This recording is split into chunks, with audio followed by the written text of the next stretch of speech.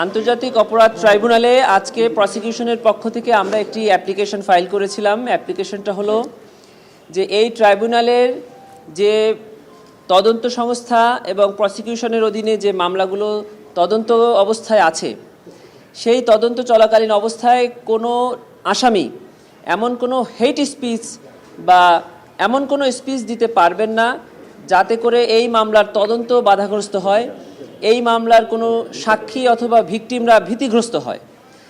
আপনারা ইতোমধ্যে দেখেছেন যে কিছু সোশ্যাল মিডিয়া এবং প্রিন্ট অ্যান্ড ইলেকট্রনিক মিডিয়াতে এই মামলার একজন আসামি শেখ হাসিনার কিছু বক্তব্য এবং ফোন আলাপ ফাঁস হয়েছে, যেখানে তিনি কিছু বক্তব্য দিয়েছেন, যেখানে আমরা দেখতে পাচ্ছি যে উনি বলছেন যে 227টি মামলা হয়েছে, অতএব 227 জনকে মার্ডার করার সার্টিফিকেট পেয়েছি, লাইসেন্স পেয়েছি। উনি আরও বলছেন যে তোমাদের বাড়িঘর পোড়াচ্ছে, তাদের কি বাড়িঘর নাই? এই শব্দগুলো দিয়ে এই মামলার ভিকটিম এবং উইটনেসদেরকে এক ধরনের থ্রেট দেওয়া হচ্ছে। যে সকল সাক্ষীরা ইতোমধ্যে আমাদের কাছে জবানবন্দি প্রদান করে গেছেন, তাদেরকে কিন্তু ট্রাইব্যুনালে এসে জজদের সামনে সাক্ষ্য দিতে হবে। এই ধরনের বক্তব্য যদি পাবলিকলি পাবলিশড হয়, ব্রডকাস্ট হয়, তাহলে আমরা ট্রায়ালের সময় সাক্ষীদেরকে আর ট্রাইব্যুনালে আনতে পারবো না, তারা ভীতিগ্রস্ত হবে। এবং পরবর্তী যে সাক্ষীরা আছে, এখনও ঘটনাস্থলগুলো আছে, সেখানে গিয়েও আমাদের তদন্তকারী সংস্থা, তদন্তকারী কর্মকর্তারা এই সাক্ষীদের জবানবন্দি আর গ্রহণ করতে পারবেন না।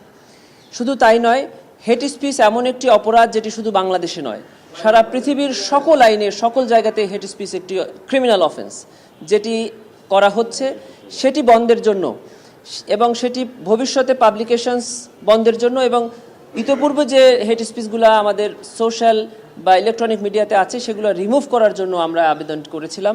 মাননীয় ট্রাইব্যুনাল আবেদনটি শুনেছেন, আমাদের ট্রাইব্যুনালের আইন শুনেছেন, আন্তর্জাতিক আইন শুনেছেন এবং আমাদের দেশে প্রচলিত বর্তমান আইনগুলোও শুনেছেন।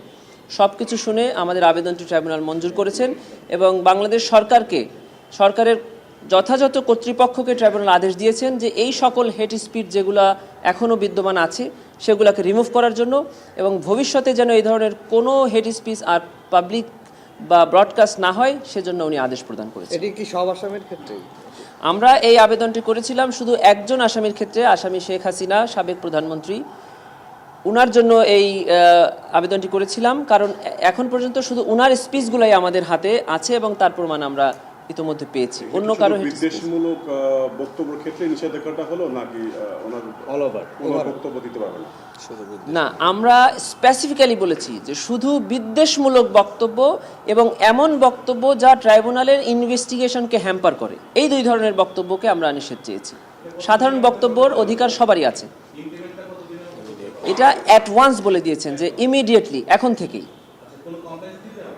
না, কোনো কমপ্লেন্সের কথা বলে নাই, ট্রাইব্যুনালকে বলে দিয়েছে যে ইমিডিয়েটলি এটাকে এক্সিকিউট করার জন্য। ট্রাইব্যুনাল রেজিস্ট্রারকে পরবর্তী কোনো ডেট দিয়েছে? দেখেন, আমরা ট্রাইব্যুনালে বলেছি যে রাবাত প্রিন্সিপাল, মরক্কোর রাবাত শহরে রাবাত প্রিন্সিপাল হয়েছিল জাতিসংঘের অধীনে একটি কনভেনশন। সেখানে 6টি পয়েন্ট দেওয়া হয়েছিল যে কোন স্পিচকে হেট স্পিচ বলা হবে আর কোন স্পিচকে সাধারণ স্পিচ বলা হবে। এই 6টি পয়েন্টের প্রত্যেকটি পয়েন্টই কাভার করে ওনার যে বক্তব্যগুলো এখন সোশ্যাল মিডিয়াতে আছে। এর বাইরে যদি ওনার কোনো সাধারণ বক্তব্য থাকে সেগুলো প্রচার করতে কোনো বাধা থাকছে না। আপনার কাছে আমার একটা প্রশ্ন আছে। যেহেতু আমরা সামাজিক যোগাযোগ মাধ্যম বন্ধ চেয়েছেন, সামাজিক যোগাযোগ মাধ্যম ফেসবুক, এক্স আর ইউটিউব, এরা তো আমাদের নিয়ন্ত্রণে নাই, এরা বাইরের একটা কর্তৃপক্ষ দিয়ে নিয়ন্ত্রণ হয় এরা। তাহলে এদের সার্ভার থেকে আপনি এটা কীভাবে বন্ধ করবেন? বিটিআরসি ক্যান হ্যান্ডেল আওয়ার, ওটা কিভাবে আপনারা হ্যান্ডেল করবেন?